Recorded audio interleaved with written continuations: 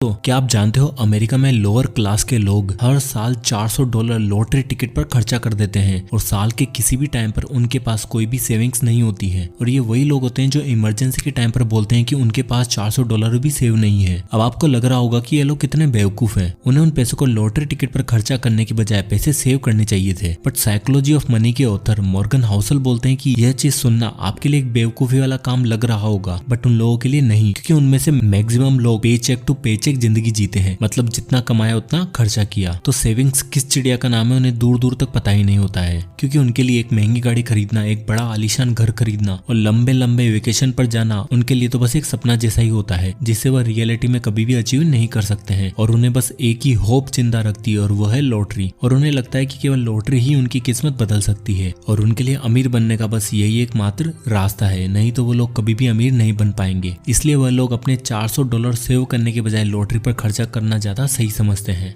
इसलिए Morgan Housel इस book में हमें ये बताते हैं कि हम ह्यूमंस अपने डिसीजन इमोशन के बेस पर लेते हैं, लॉजिक के बेस पर नहीं। तो दोस्तों आज इस वीडियो में मैं आपको मॉर्गन हाउसल के द्वारा लिखी गई बहुत ही amazing book the psychology of money से 7 ऐसे लेसन्स बताने वाला हूँ जो आपका पैसों को लेकर जो बिहेवियर है वो पूरी तरीके से चेंज कर देंगे। Lesson number 1, being rich versus being wealthy. Author बोलते हैं कि अमीर होने में और वेल्थी होने में एक बहुत ही बड़ा डिफरेंस है। जब भी हम किसी अमीर इंसान को देखते हैं तो हमें सिर्फ उसकी अमीरी दिखाई देती है। एग्जाम्पल के लिए अगर आप किसी इंसान को बहुत ही महंगी गाड़ी चलाते हुए देखते हो तो आपके मुंह से निकलता है कि अरे वाह कितनी महंगी गाड़ी है, कितना अमीर इंसान होगा। आप कभी भी ये नहीं बोलते हो कि कितना बड़ा लोन ले रखा है। आप किसी के आलीशान घर में जाओगे तो आप बोलोगे कि वाह कितना बड़ा घर है, ना कि अरे वाह कितने करोड़ों का लोन ले रखा है। क्योंकि हम लोगों को उनकी चीजों के बेस पर अमीर मानते हैं। उनके पास जितना ज्यादा शो ऑफ करने की चीजें होगी हम उन लोगों को उतना ही अमीर मानते हैं और फिर हम भी उसी ट्रैप में फंसते चले जाते हैं और हमें भी लगता है कि शो ऑफ जरूरी है। और जैसे ही हम पैसे कमाने लगते हैं हम भी अपना पैसा महंगी गाड़ी, महंगे मोबाइल और महंगे घर पर खर्चा करने लग जाते हैं और हम लोग उन चीजों की फोटोज इंस्टाग्राम पर डालना शुरू हो जाते हैं और शो ऑफ करने लग जाते हैं, क्योंकि हम भी लोगों को दिखाना चाहते हैं कि हमारे पास कितना पैसा है, हम भी कितने अमीर है। ऑथर बोलते हैं कि जब भी लोग बोलते हैं कि मैं लाखों या करोड़ों कमाना चाहता हूँ तब उनका मतलब ये नहीं होता है कि मैं लाखों करोड़ों कमाकर उसे इन्वेस्ट करना चाहता हूँ, बल्कि उनका मतलब ये होता है कि मैं लाखों करोड़ों कमाकर उसे खर्च करना चाहता हूँ, जो कि वेल्थी होने से बिल्कुल ही अलग है। वेल्थी इंसान जो भी पैसा कमाते हैं वो अपना टाइम बेचकर पैसे नहीं कमाते हैं और वेल्थी लोग कभी भी अपने पैसों को शो ऑफ करने के लिए खर्च भी नहीं करते हैं। पैसे से सबसे इंपॉर्टेंट चीज जो खरीदी जा सकती है वो है आपका टाइम। अगर आपके पास करोड़ों रुपए हैं बट उस पैसे को एंजॉय करने के लिए टाइम ही नहीं है तो ऐसा पैसा किस काम का। और इस बुक के ऑथर बोलते हैं कि शो ऑफ करने के लिए पैसों को खर्च करना गरीब बनने का सबसे आसान रास्ता है और आप कभी भी अमीर नहीं बन पाओगे। इसलिए हमें रिच और वेल्थी होने का डिफरेंस पता होना चाहिए। लेसन नंबर 2, पे द प्राइस। आज के टाइम पर कुछ भी फ्री नहीं है, हर चीज की अपनी कीमत है। मान लो कि आपको अपनी गर्लफ्रेंड के लिए एक मोबाइल खरीदना है जिसकी कीमत है 1 लाख रुपए। अब आपके पास 3 ऑप्शन है। पहला, या तो अब 1 लाख रुपए पे कर दो। दूसरा, अगर आपके पास इतने पैसे नहीं है तो कोई सस्ता मोबाइल ले लो, बट इससे आपकी गर्लफ्रेंड को बुरा लग सकता है। और तीसरा ऑप्शन है आप उस मोबाइल को चुरा कर भाग जाओ। अब दोस्तों 99% लोग मोबाइल चुराने वाले ऑप्शन को नहीं चुनेंगे, क्योंकि उन्हें पता है कि मोबाइल तो फिलहाल मिल जाएगा बट उसके बाद उसके रिजल्ट अच्छे नहीं होंगे और उसके लिए उन्हें जेल भी जाना पड़ सकता है। इसलिए हमारे लिए पहला और दूसरा ऑप्शन ही सही रहेगा, बट उसके लिए हमें प्राइस पे करनी पड़ेगी। बट लोग चीजों की प्राइस पे करना नहीं चाहते हैं, उन्हें तो सब फ्री में चाहिए। ऑथर बोलते हैं कि जब लोग स्टॉक मार्केट में इन्वेस्ट करते हैं तो जैसे ही मार्केट में फ्लक्चुएशन होता है तो वो डरने लगते हैं, वो अपने इमोशन को कंट्रोल नहीं कर पाते हैं। उन्हें चाहिए तो होता है हर साल अच्छा खासा रिटर्न, बस उस रिटर्न के लिए वो उस वोलेटिलिटी को एक्सेप्ट करना नहीं चाहते हैं और मार्केट नीचे जाने पर अपने सारे स्टॉक्स बेच देते हैं और लॉस उठा लेते हैं। इसलिए ऑथर बोलते हैं कि कोई भी चीज फ्री नहीं है, हमें उसके लिए प्राइस पे करनी पड़ेगी। अगर हम स्टॉक मार्केट में अच्छा रिटर्न चाहते हैं तो हमें मार्केट की वोलेटिलिटी को एक्सेप्ट करना होगा। 2011 में नेटफ्लिक्स की कीमत में 80% की गिरावट आई थी और उस वक्त डर के मारे काफी लोगों ने नेटफ्लिक्स के शेयर बेच दिए थे, क्योंकि वो मार्केट की इस अनसर्टेनिटी को झेल नहीं पाए थे। और उसके बाद नेटफ्लिक्स की कीमत कभी ऊपर और कभी नीचे होती रही, बट 2021 में नेटफ्लिक्स के शेयर अपने ऑल टाइम हाई पर गए। तो जिन लोगों ने इतने साल वेट किया होगा, अनसर्टेनिटी की प्राइस पे करी, उन्हें इसका सबसे ज्यादा फायदा मिला। Lesson number 3, controlling your time. Morgan Housel बोलते हैं कि हमारा अल्टीमेट गोल पैसा नहीं जबकि टाइम पर कंट्रोल पाना है।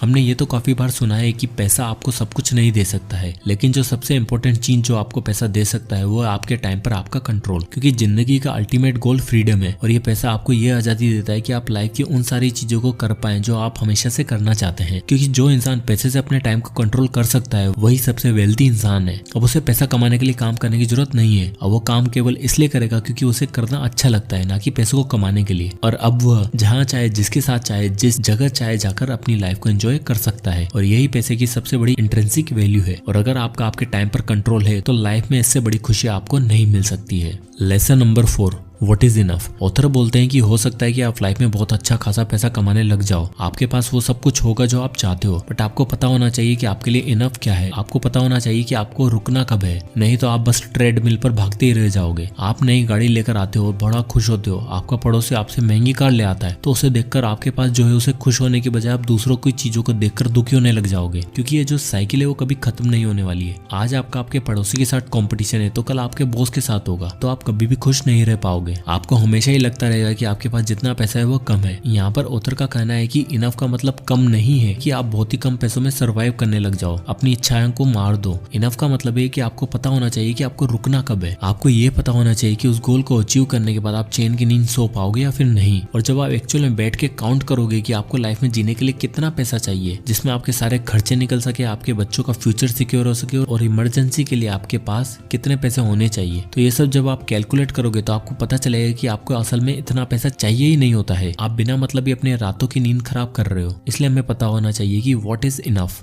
Lesson number 5, the power of compounding. Warren Buffett के ऊपर अभी तक 2000 से भी ज्यादा बुक्स लिखी जा चुकी हैं और हम सब मानते हैं कि वॉरेन एक बहुत ही अच्छे इन्वेस्टर हैं और वॉरेन बचपन से ही बहुत अच्छे इन्वेस्टर थे। वॉरेन की नेटवर्थ $84.5 बिलियन, जिसमें से 99.6% वेल्थ यानी कि $84.2 बिलियन उन्होंने कमाए हैं अपने 50वें बर्थडे के बाद, और $81.5 बिलियन उन्होंने कमाए हैं जब लोग रिटायरमेंट ले लेते हैं यानी कि 60 की एज के बाद। बफेट ने इन्वेस्टिंग 10 साल से ही शुरू कर दी थी और जब वो 30 साल की उम्र में थे तो उनके पास $1 मिलियन थे। अगर वो एक नॉर्मल इंसान होते और 20 की एज में कुछ नया करने को सोचते तब उनके पास 30 की एज में $25,000 के करीब ही होते। और एक नॉर्मल इंसान की तरह अगर वो 60 की एज में रिटायरमेंट ले लेते तो हम उनका अगर नॉर्मल 22% रेट ऑफ रिटर्न लेते हैं तब उनके पास सिर्फ $11.9 मिलियन ही होते, यानी कि अभी की नेटवर्थ से 99.9% कम पैसे। तो ये होती है कंपाउंडिंग की ताकत। बट क्या आपने जिम साइमंस का नाम सुना है? जिम हेज फंड के एक हेड है जिन्होंने 1988 से ऑन एन एवरेज 66% की रेट से पैसे को कंपाउंड किया है, जबकि वॉरेन बफेट ने केवल 22% की रेट से पैसे को कंपाउंड किया था। साइमंस की नेटवर्थ करीबन $21 बिलियन है, यानी कि वॉरेन से करीबन 75% कम। लेकिन ऐसा क्यों है? ऐसा इसलिए क्योंकि साइमंस ने जब इन्वेस्टमेंट स्टार्ट की थी तब वो 50 की एज में थे, लेकिन वॉरेन ने 10 की एज से, इसलिए उनके पास वॉरेन से आधा समय था पैसे को कंपाउंड करने का। अगर वॉरेन की तरह साइमंस को भी 70 साल मिले होते हैं पैसों को कंपाउंड करने के लिए और उनके पैसे अगर 66% की एनुअल रिटर्न से कंपाउंड होते रहते तो आज उनकी net worth 63 क्वांटिलियन, 900 quadrillion, 781 trillion, 780 billion, 748 million और $160,000 होती। डोंट वरी, डरिएगा मत। तो ये होती है कंपाउंडिंग की ताकत। Lesson number 6, save money. Author बोलते हैं कि दुनिया में 3 तरह के लोग होते हैं। पहले जो लोग पैसा सेव करते हैं, दूसरे जो लोग सोचते हैं कि वो पैसा सेव नहीं कर सकते हैं क्योंकि उनके एक्सपेंसेस बहुत ज्यादा है, और तीसरे जो लोग सोचते हैं कि उन्हें पैसे सेव करने की जरूरत ही नहीं है। एंड आई एम श्योर कि आप तीसरी कैटेगरी में तो नहीं आते होंगे। ऑथर बोलते हैं कि building wealth has little to do with your income और investment returns and lots to do with your saving rate. यानी कि अगर आप अमीर बनना चाहते हो तो ये इस बात पर बहुत कम निर्भर करता है कि आप कितना कमाते हो और आपके इन्वेस्टमेंट रिटर्न क्या है, बल्कि आप कितना ज्यादा और कितना जल्दी सेव करते हो इस बात पर बहुत ही ज्यादा डिपेंड करता है। बचपन से हम सुनते आए कि सेविंग करना बहुत ही इंपॉर्टेंट है। सेविंग का मतलब इनकम माइनस एक्सपेंसेस, यानी कि आपके इनकम से अगर आपके एक्सपेंसेस को निकाल देंगे तो जो बचेगा वो आपकी सेविंग्स होगी। बट ऑथर हमें एक्सपेंसेस की जगह ईगो का यूज करने को बोलते हैं, मतलब कि जो आपकी नीड्स है जिन्हें आपको पूरा करना जरूरी है वही एक्चुअल में आपके एक्सपेंसेस हैं। उसके अलावा आप जिस चीज पर भी पैसा खर्च करते हो, जैसे कि वो नया मोबाइल, वो नए जूते, वो नई गाड़ी जो आप दूसरों को दिखाने के लिए खरीदना चाहते हो, वो सब आपके एक्सपेंसेस नहीं, वो आपका ईगो है। आप अपने ईगो को सेटिस्फाई करने के लिए खर्चा करते हो और एट द मंथ आपके पास कुछ भी नहीं बचता है और आपका एक ही जवाब होता है कि यार मुझसे तो सेविंग होती नहीं है। इसलिए अगर आपको अपनी फाइनेंशियल लाइफ पर कंट्रोल चाहिए तो आपको पैसे सेव करने पर ध्यान देना होगा। Lesson number 7, decide your goal. Investment का सबसे इंपॉर्टेंट और मुश्किल काम है अपने गोल को डिसाइड करना। जैसे कि हमारी ख्वाहिशें कभी खत्म नहीं हो सकती, उसी तरह अगर आपको पता ही नहीं है कि आपका गोल क्या है, आपको कितने पैसे चाहिए अपनी लाइफ में, तो आप बस चलते जाओगे क्योंकि आपको पता ही नहीं कि रुकना कहाँ पर है। अगर आपको अच्छा रिटर्न मिल भी जाता है फिर अगले दिन आप वापस सोचते हो कि मुझे और रिटर्न चाहिए, तो आप कभी रुक नहीं पाओगे क्योंकि आपने अभी तक अपना इन्वेस्टमेंट गोल ही डिसाइड नहीं किया है और आप लाइफ में रिस्क लेने लग जाओगे क्योंकि किसी ने आपको ठहरना कब है वो बताया ही नहीं है। और ऑथर इस बुक में बहुत ही अच्छी बात बोलते हैं कि there is no reason to to risk what you have and need for what you don't have and don't need. मतलब कि जिन चीजों की आपको जरूरत ही नहीं है उन चीजों के लिए अपनी जरूरत की चीजों को दांव पर मत लगाओ, नहीं तो आप हमेशा दौड़ते ही रह जाओगे। तो दोस्तों ये थे 7 lesson the psychology of money by Morgan Housel. So I hope की वीडियो आपको पसंद आया होगा, तो इसे लाइक करें और ज्यादा से ज्यादा लोगों तक शेयर करें।